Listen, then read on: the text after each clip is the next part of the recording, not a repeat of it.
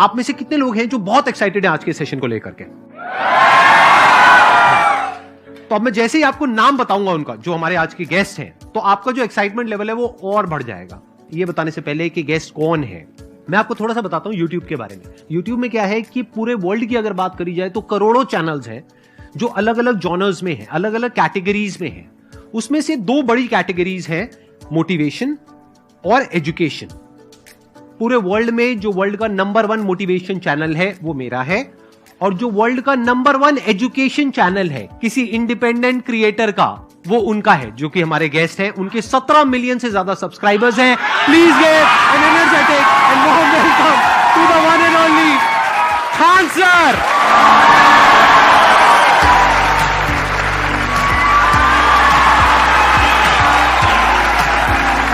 क्या हाल चाल जी, कैसे हैं आप?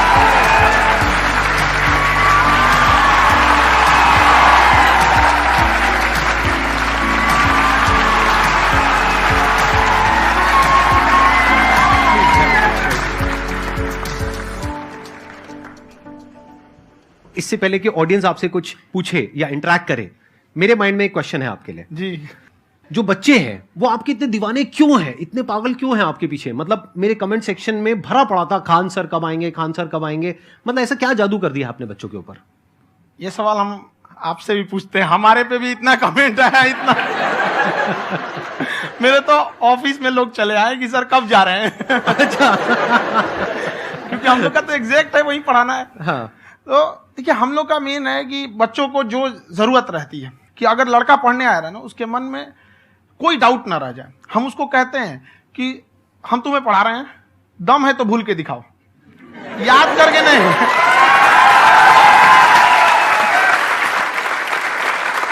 प्लस आप जिस प्राइस पॉइंट पे पढ़ा रहे हैं, आई थिंक वो सबसे कम है, वो बहुत ही कम है। सर, ये जो फीस का कल्चर है, ये हमारा इंडियन कल्चर नहीं है। हमारा इंडियन कल्चर गुरु दक्षिणा है, उस हिसाब से वो सही है। ऑक्सीजन जैसे जिंदगी के लिए जरूरी है, वैसे एजुकेशन जरूरी है। कोई ये नहीं कह सकता है कि पैसे की वजह से वो खान सर के यहां से लौट गया। क्या बात है।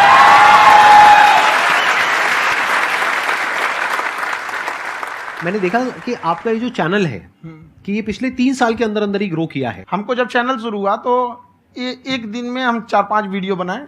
एक हमको कुछ आता, आज भी नहीं आता इतना, तो हम देख के कैमरा उमरा तो हम कंफ्यूज हो गए, बाप रे। तो हम एक ही दिन में वीडियो शूट किया, पढ़ाने वाला टॉपिक था हमको। उसके बाद कभी वीडियो नहीं, 6-7 वीडियो एक ही बार शूट कर लिए। और एक जो थे जिनका कैमरा वगैरह था, मेरे पास कैमरे भी नहीं थे उस टाइम, और कैमरा 35,000 का था, तो 6 महीना इसी में लग गया। जो 35,000 इसी में फंस जाएगा।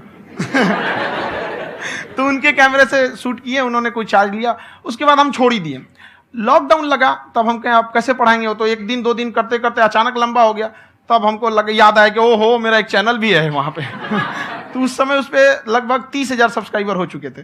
तो जैसे लॉकडाउन लगा तो उस पर पढ़ाना चालू किया, और पता नहीं क्या लोगों को पढ़ाई में इतना इंटरेस्ट आ गया कि आपका स्टाइल ऐसा है थोड़ा सा, आप आई थिंक पढ़ाई के साथ साथ में जो बीच बीच में आप थोड़ा बहुत छोड़ते रहते हैं ना, मतलब जो एंटरटेनमेंट चलता रहता है। ये बात हम देखिए, जब हम गुलाम थे ना, तो अंग्रेजों ने एक चाल चला था कि भारत को हम फिजिकली गुलाम रखेंगे 100-200 साल, मेंटली 1000 साल कर देंगे।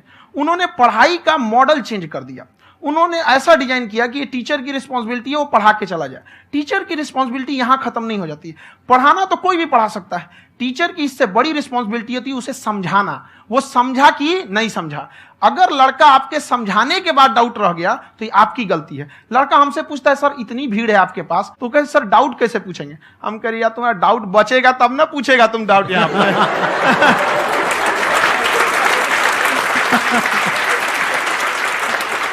कॉन्फिडेंस नेक्स्ट लेवल है खान सर का, मानना पड़ेगा। और शायद यही वजह है इनकी जो ग्रोथ है उसका।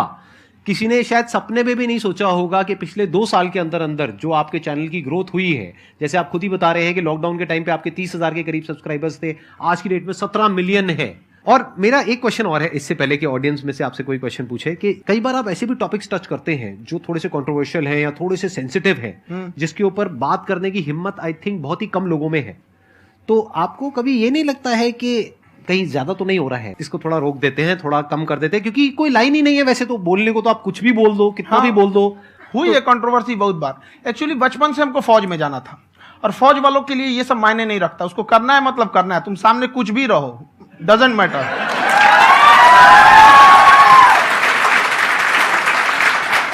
और मैंने YouTube पे देखा कुछ वीडियोस में कि आपका जो इंस्टीट्यूट है वहां पर आज से कुछ साल पहले कुछ बम गिरे थे। हाँ, कुछ गिरे थे, कुछ तो बहुत सॉलिड जगह गिरा था, फटा नहीं वो। मतलब आपके आसपास? हाँ, बम को भी पता है कि टीचर की इज्जत किया जाता है। क्या बात है, क्या बात है।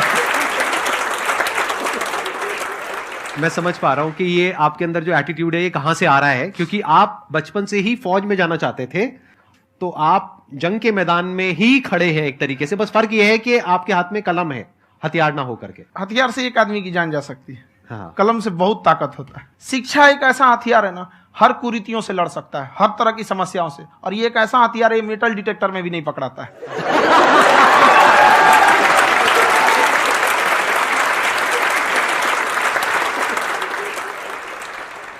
मेरा क्वेश्चन ये है कि अभी प्राइवेट ऑर्गेनाइजेशंस में पीटने का, पनिशमेंट का ये सिस्टम जो है खत्म हो गया है। हम आपके वीडियो में देखे हैं सर कि आप एक बड़ा सा रोल रखे रहते हैं, पुलिस वाला लाठी है वो, पुलिस वाला लाठी है, और स्टेज पे बुला के बच्चों को उसी से धुनाई शुरू कर देते हैं मस्त एकदम से, है ना। तो सर मतलब कि बच्चे मतलब कि डरते नहीं है आपसे, और इस तरीके से कैसे कनेक्टेड हैं आपसे, है ना। और एक और क्वेश्चन सर, यूपीएससी का जो आप अपना बैच स्टार्ट करने वाले हैं, ठीक है, उसके बारे में बताइए सर, क्योंकि मुझे मतलब कुछ इशू करना है सर, ठीक है। और संदीप सर को देख लिए, मेरा तो वैसे ही हो जाना है।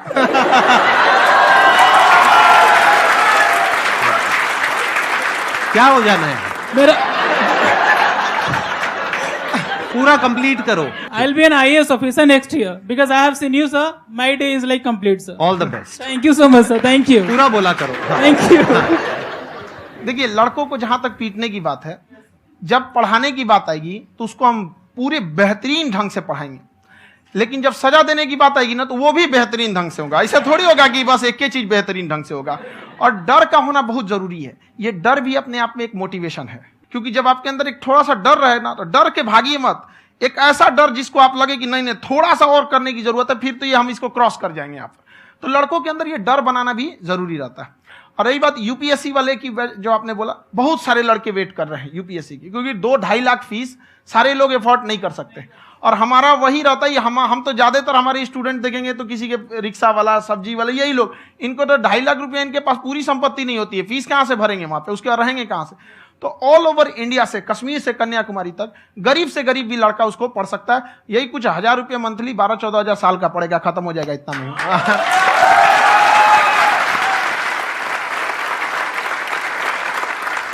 ये जो डंडे वाली बात इन्होंने कही, ये सच है? मतलब आप सच में एक डंडा रखते हो? पुलिस का ही है वो। और मारते हो? हाँ, कि मतलब अगर कोई लड़की छेड़ता है या ऐसा कोई भी उल्टा पुल्टा काम पढ़ाई करता लिखाई है, कुछ भी गलती करेंगे तो पिटाएंगे वो यहाँ पे, कैमरे पे, ऑन कैमरा, जैसा भी रहे, कुछ भी पिटाना तो उनको फिक्स है। एक तो कोई मतलब विधायक जी थे, उनके लड़का को पीट दिए, तो चला दल बल लेके अपना वहां पे। उसने घर पे नहीं बताया था कि सर ने पीटा है, बस बोल दिया कोचिंग में पीटा है। बाद में पता चला हम पीटे हैं, तो उसके पिताजी मेरे सामने और पीटे।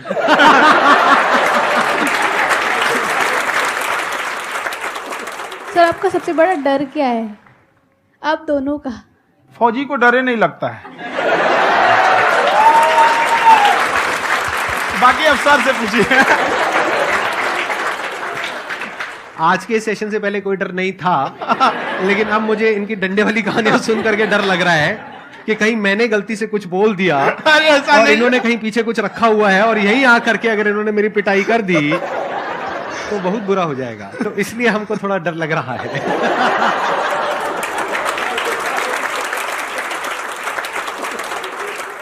आपकी डेली कितने घंटे क्लासेस होती हैं? 6-7 घंटे।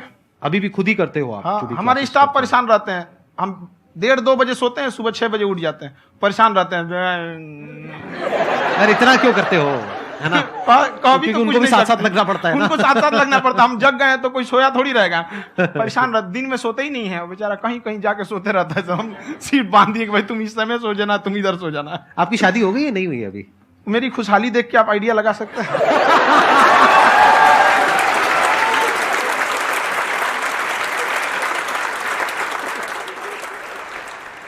First of all I would like to say sir, thank you so much to you and to your team कि आपने मुझे यहाँ आने का मौका दिया। एंड सर, अब तक मैंने आपको सिर्फ फ़ोन या लैपटॉप में ही देखा है दोनों को, आज फर्स्ट टाइम लाइव देख रही हूँ तो बहुत अच्छा लग रहा है। तो मेरा क्वेश्चन ये है सर आपसे, जब हम लाइफ में कोई डिसीज़न लेते हैं कि हमें ये पर्टिकुलर चीज़ करनी है, और क्योंकि हम डिसीजन लेते हैं तो हमारी आदत है कि पहले हम 4 लोगों से पूछते हैं कि तू बता तेरी क्या राय है, तू बता तेरी क्या राय है। तो उनमें से अगर कोई हमें कह देता है कि ये बेकार डिसीजन है मत कर, तो हमारा माइंड कहीं ना कहीं डाइवर्ट होने लगता है और उसकी वजह से हम अपना डिसीजन चेंज कर देते हैं। तो मेरा क्वेश्चन ये है कि कैसे हम अपने डिसीजन पे स्टिक रहे, कैसे हम जो दूसरे के ओपिनियन है उनको अफेक्ट ना होने दें अपने ऊपर। दूसरे से सलाह लेने से पहले एक बार खुद उस पर रिसर्च कर लेना चाहिए, ताकि आप सामने वाला क्या सलाह दे रहा है आपको समझ में आना चाहिए। यहाँ पर ऐसा नहीं है कि कई बार ऐसे होते हैं कि दूसरे वाले को एक्सपीरियंस होता है, तो अगर आपको पहले से आइडिया है, उसके बारे में आप बेहतरीन ढंग से रिसर्च किए हैं कि क्या इसमें प्लस पॉइंट है क्या निगेटिव है, उसके बाद आप किसी से सलाह लेने जाइए। ये नहीं कि मन में आया सीधा बता गड़बड़ा जाएगा। तो वहाँ पे पहले आपको R&D करना पड़ता है, समझा कि नहीं। और जिंदगी हो या गाड़ी, जीतेगा वही जो टाइम पे गियर चेंज कर रहा है। तो डिसीजन चेंज करना बहुत ज्यादा गलत नहीं है। इन्होंने बहुत अच्छी बात कही है और मैं इसी बात पे थोड़ा सा और ऐड ऑन करूंगा कि ये जो आपने कहा ना कि अपने डिसीजन पे स्टिक कैसे रहें, ये कोई अच्छी क्वालिटी नहीं है, क्योंकि टाइम टू टाइम आपको अपने डिसीजंस को चेंज करना होता है। जैसे आपने 4 लोगों से डिस्कस किया, कोई इंसान कुछ पॉजिटिव बोल रहा है, कोई नेगेटिव बोल रहा है, उससे फर्क नहीं पड़ना चाहिए। डिपेंड ये करता है कि वो जो बोल रहा है उसका बेसिस क्या है। क्या वो किसी नॉलेज या एक्सपीरियंस के बेस पे बोल रहा है या ऐसे ही कुछ भी बोल रहा है? ऐसे ही बोल रहा है तो फिर उसकी बात पे ध्यान क्यों दे रहे हो? अगर किसी नॉलेज या एक्सपीरियंस के बेस पे बोल रहा है, फिर चाहे वो पॉजिटिव बोल रहा है चाहे नेगेटिव बोल रहा है, दोनों ही मायने रखता है। उसके बाद में रिसर्च करनी है और फिर रिसर्च करने के बाद में फाइनल डिसीजन अपना खुद का होना चाहिए। अब वो डिसीजन उससे अलग भी हो सकता है जो आपने पहले लिया था, और वो सेम भी हो सकता है। सर मेरा क्वेश्चन दोनों से है आपसे, how to deal procrastination and laziness. हमारा ब्रेन है ना, ये बहुत आलसी टाइप का, इसको आराम खोजना पसंद है। अब थोड़ा सा भी अब इसको आराम की ओर लेके चले गए ना तो फिर उधर ही रहेगा। आप सोचेंगे 10 मिनट आराम कर लेते हैं ना, तो 10 मिनट 2 घंटा बना देगा। उसको टॉर्चर कीजिए, चल 10 मिनट बाद में। उसको आप उस पर हावी मत, वो कह रहा है कि हमको आराम चाहिए, आपको यहाँ आराम मिलेगा, पहले काम फिर मिलेगा आराम। तो आप उसके हिसाब से मत चल। आपका मन कर रहा है थोड़ा सा देख लेते हैं, कोई नोटिफिकेशन आया, आप कोई काम कर रहे हैं, क्यों पहले काम कर लीजिए, बाद में देखिएगा ना नोटिफिकेशन। आप हावी मत होने दीजिए यहाँ पे। अगर आप 5 मिनट भी थोड़ा सा लूज पड़े ना, थोड़ा सा कमर सीधा कर लेते हैं, 2 घंटा बर्बाद कर दिया आपको। हावी मत होने दीजिएगा उसको अपने ऊपर। प्रोक्रेस्टिनेशन को तोड़ने का एक ही तरीका है, सबसे छोटे लेवल पे ले जा करके उस गोल को तोड़ दो। यानी वो गोल बहुत बड़ा है, उसको ब्रेक डाउन करो, उसके सबसे पहले स्टेप पे आ जाओ कि उसको अचीव करने का सबसे पहला स्टेप क्या है। जैसे गाड़ी चलाना सीखना है, उसको सबसे पहला स्टेप क्या है। अगर घर में कोई नहीं है सिखाने वाला या सिखाने वाली, तो बाहर जा करके जो गाड़ी का ड्राइविंग स्कूल है उधर जा करके पैसे दे दो। अब फंस गए ना तो फंसा दो अपने आप को। दिमाग ये लगाओ कि अपने आप को कैसे फंसाया जाए। जब हम फंस जाते हैं ना तो फिर हमको वो काम करना ही पड़ता है। Then there is no looking back. जब तक आप सोच रहे हो तब तक सोच रहे हो, उसको बोलते हैं पैरालिसिस ऑफ एनालिसिस, कि आप सोचते चले जा रहे हो अपने माइंड में, मैं ये करूंगा वो करूंगा वो करूंगा वो करूंगा, और प्रोक्रेस्टिनेट हो रहा है, वो चीज टलती चली जा रही है। तो उसको छोटे से छोटे लेवल पे ब्रेक डाउन करके उसको कर दो, दैट इज नंबर 1। और जैसे ही करना शुरू करते हो, कोशिश करो कि उसको जब तक कि आप सही से नहीं कर लेते हो उसको छोड़ना नहीं है, तो आपकी लेजीनेस भी खत्म हो जाएगी। कई लोगों को तो हमने देखा जो सप्ताह में कुछ भी नहीं करता, वो भी संडे को आराम कर रहा है।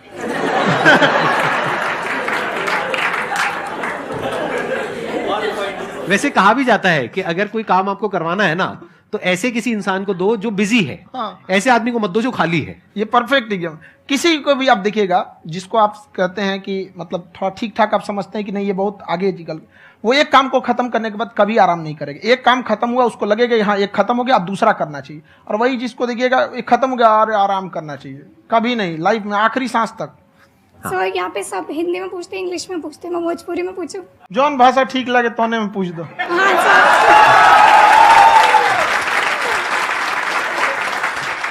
सर ये पूछे के चाहते नहीं कि जैसे हमने क्या पढ़ाई करी नहीं सर, तो कभी कभी डेली टारगेट्स जो होला वो कंप्लीट ना होला।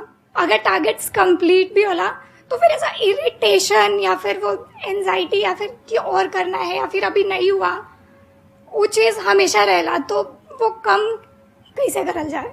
देखिए टारगेट्स को ना हम लोग को एक अपने हिसाब से पहले फिट करना चाहिए। ऐसा नहीं कि दूसरे किसी इंसान को देख के हम टारगेट फिट कर ले। कोई लड़का 8 घंटा पढ़ रहा है, कोई पहली बार अभी पढ़ना ही चालू किया, उसको देख के 8 घंटा पढ़ेगा तो पढ़ाई छोड़ देगा। तो आप अपनी क्षमता के हिसाब से देखिए कि आप कितना पढ़ सकते हैं। अगर आपने एक घंटे को बना लिया कि हम 1 घंटा पढ़ सकते हैं, अगले 1 हफ्ते तक उसको सस्टेन रखिए। जिम में कैसे करते हैं लोग, पहले दिन उठा लीजिएगा 1 कुंटल तो हार्ट अटैक हो जाएगा। तो वो धीरे धीरे टारगेट सेट कीजिए और अपनी क्षमता को भी देखिए। हर इंसान की क्षमता अलग है। कंगारू को देख के हाथी छलांग मारेगा, पैर तोड़ के बैठ जाएगा।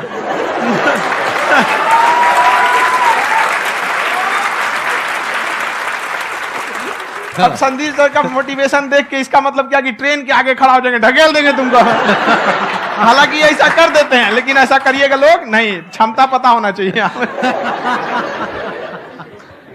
आपके अंदर एंजाइटी हो रही है कि मैंने कर तो लिया है। आप ये नहीं कह रहे कि मैंने कुछ भी नहीं किया है फिर मेरे को एंजाइटी हो रही है। आप ये कह रहे हो मैंने काफी कुछ कर लिया है फिर भी एंजाइटी हो रही है कि कहीं कुछ छूट तो नहीं गया है।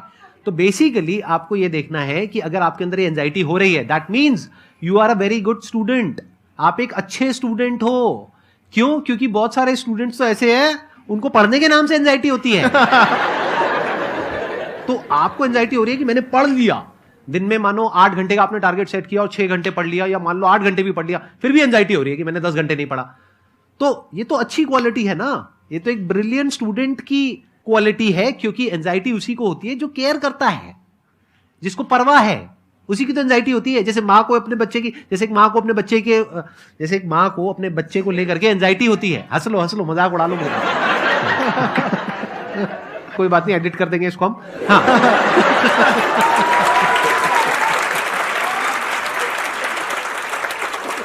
जैसे एक माँ है, उसको अपने बच्चे को लेकर के एंजाइटी होती है, थोड़ी सी भी तबीयत खराब हो जाए उसको एंजाइटी होती है, चाहे बच्चा ठीक भी है, डॉक्टर को नहीं होती है।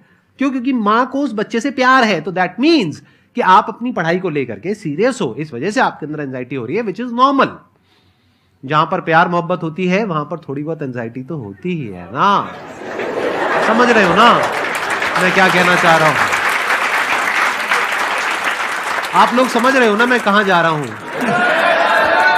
जब वो किसी और से बात करती है तो एंजाइटी होती है ना।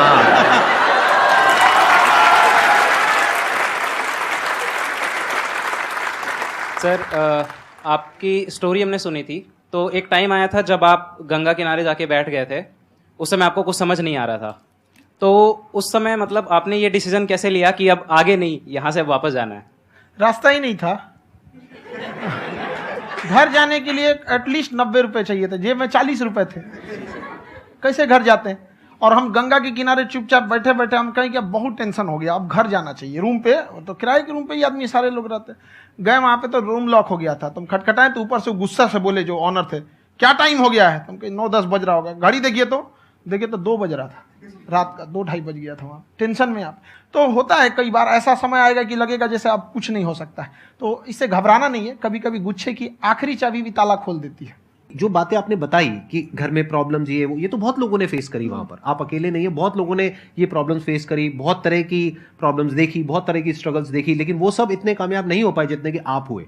तो आपके अंदर ऐसा कुछ ना कुछ है जो औरों के अंदर नहीं है। तो वो मैं जानना चाह रहा हूं कि वो ऐसा क्या था जहां से कि आपका दिमाग यहां तक सोच पा रहा है कि मैं पूरे इंडिया में इतने बड़े लेवल का चेंज लेकर के आ सकता हूं, एजुकेशन फील्ड में रेवोल्यूशन लेकर के आ सकता हूं।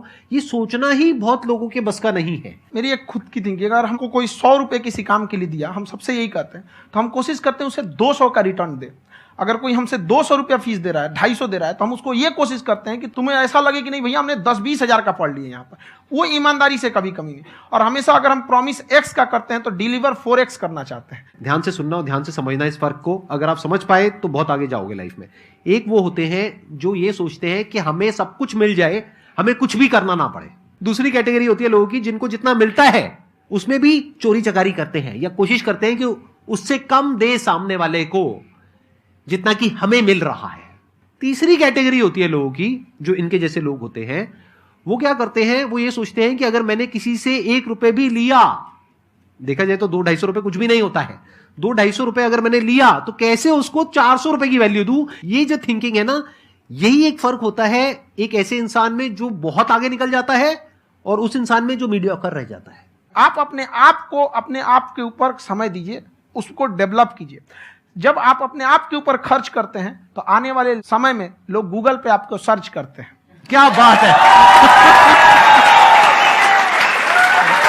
सर, ये आपने अभी बनाया है या ये कोई पुराना आपका वो है? बनते रहता है इसे, फ्लो में बन जाता है। आपके अंदर ना सर एक कवि छुपा हुआ है कहीं ना कहीं जो बाहर आना चाहता है। कभी ना कभी आपने सोचा होगा कुछ कभी कभी देखिए, एक चीज है, संगत का बहुत अच्छा असर पड़ता है। ये चीज को हमेशा, संगति का मतलब लोग हल्के में ले लेते हैं। संगति का मतलब होता है संग संग गति।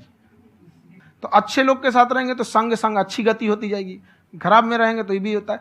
बट अपने आप को थोड़ा सोचना चाहिए कि हम केवल जी के मर जाएं इसके लिए नहीं आए हैं।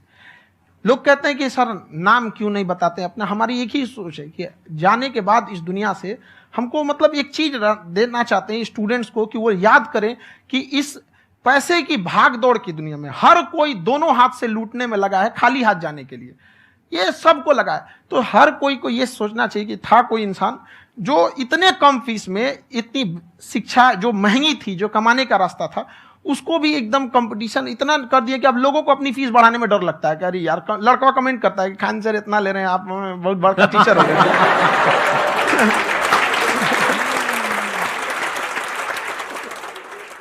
खान सर की एक क्लिप है, ये समय और समझदारी में बहुत फर्क होता है। अगर समय रहते समझदारी आ गई तो इंसान कामयाब हो गया, लेकिन अगर समय चला गया फिर समझदारी आई फिर तो बेकार है। तो सर मतलब कुछ आपको ऐसी चीज़ लाना चाहिए जो मतलब बच्चों जो तैयार हो रहे हैं उनको ये चीज़ें मतलब एंड टाइम पे दिखे। समझ रहे आप मेरी बात? नहीं समझ?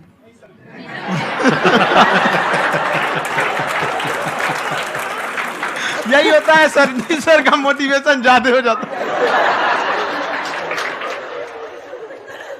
जब आप स्ट्रगलिंग फेज में हैं तो कम से कम चीजों को अपने ऊपर खर्च कीजिए, ज्यादा से ज्यादा सीखने में खर्च कीजिए। अगर आपको राजा बनने का शौक है तो गुलाम की तरह मेहनत करना सीखिए, तब राजा बनेंगे।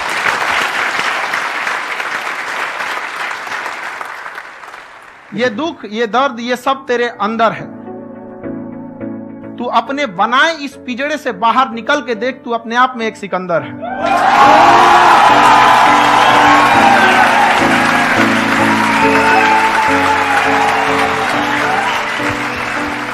Thank you so much sir for coming. बहुत मजा आया मेरे को आपके साथ में इंटरेक्ट करके। आई एम श्योर आप लोगों को भी बहुत मजा आया होगा।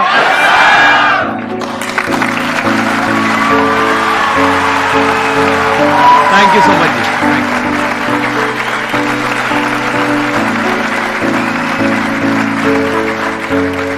यू।